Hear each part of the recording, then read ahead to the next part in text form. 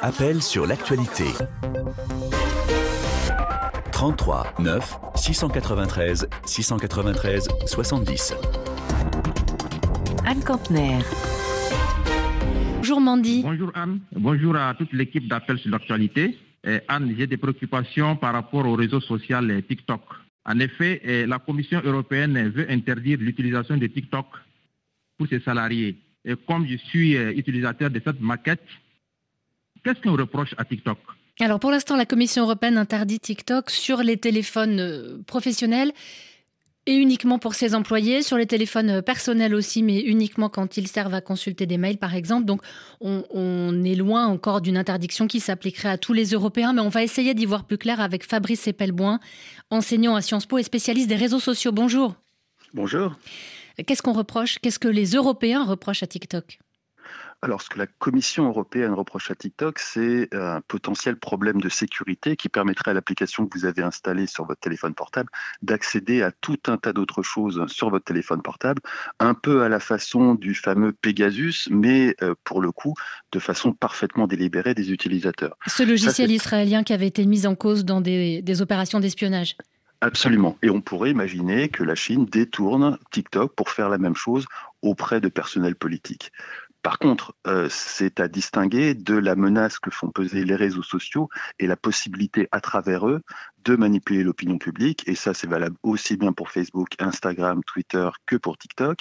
Et là, c'est un autre danger qui se profile à l'horizon parce qu'il y a un nombre considérable d'élections qui ont été truquées, manipulées à travers les réseaux sociaux, aussi bien en Europe qu'aux États-Unis ou bien évidemment en Afrique. Mandy, vous aviez une autre question pour Fabrice Epelboin ? Exactement. J'ai deux autres préoccupations. Comment réagit l'entreprise TikTok ? Et la dernière préoccupation, quelles mesures pourrait prendre l'entreprise pour que les utilisateurs continuent de lui faire confiance ? Fabrice Epelboin, il y a eu une réaction assez rapidement de TikTok, de la maison mère de TikTok. Qui consiste à nier en bloc, de la même façon qu'au début des tout premiers scandales Facebook, Mark Zuckerberg niait en bloc. Ceci dit, la façon de rétablir la confiance, il n'y en a pas à vrai dire, parce qu'il y a des lois qui obligent les entreprises chinoises à collaborer avec les services de renseignement, tout comme il y a des lois qui obligent les entreprises américaines à collaborer avec les renseignements américains. Par contre, d'un côté, on a une menace qui est chinoise, de l'autre côté, américaine, et pour nous, Européens, ça n'est pas du tout la même chose. Fabrice Epelboin, la maison mère de TikTok, ByteDance, a demandé une réunion à la Commission européenne pour essayer de rassurer. Est-ce qu'on peut imaginer qu'elle fasse des annonces suffisantes pour faire changer d'avis la Commission européenne ? Non, ça paraît absolument hors de question. Le risque de sécurité, il est avéré. L'obligation des entreprises chinoises de collaborer avec l'État chinois, il est avéré. Il n'y a rien que pourrait avancer ByteDance qui puisse rassurer la Commission. Il n'y a vraiment aucune raison qu'elle change d'avis, pas plus que le Sénat américain changera d'avis.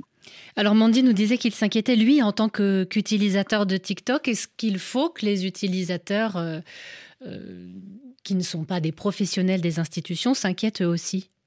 Oui, absolument, mais pas de la même façon. Le risque pour les utilisateurs, les consommateurs de ces réseaux sociaux, et que ce soit TikTok, Instagram, Twitter ou Facebook, c'est d'être manipulés à leur insu et qu'on manipule l'opinion publique de leur pays respectif. Et ça, c'est un risque avéré. Les manipulations d'élections ont commencé au Moyen-Orient et en Afrique il y a plus d'une dizaine d'années à travers les réseaux sociaux. Elles se sont propagées à l'Occident à travers notamment l'élection de Donald Trump et l'affaire Cambridge Analytica dès 2015-2016, aujourd'hui, elles sont partout. C'est ce qu'on entend dans Forbidden Story, le grand scandale qui implique des agences de désinformation israéliennes, mais il y a de telles agences aussi bien en Israël qu'aux États-Unis ou en France. Donc tout le monde aujourd'hui doit se méfier du recueil des données et de ce que les réseaux sociaux nous proposent. Merci beaucoup Fabrice Epelboin d'avoir été avec nous.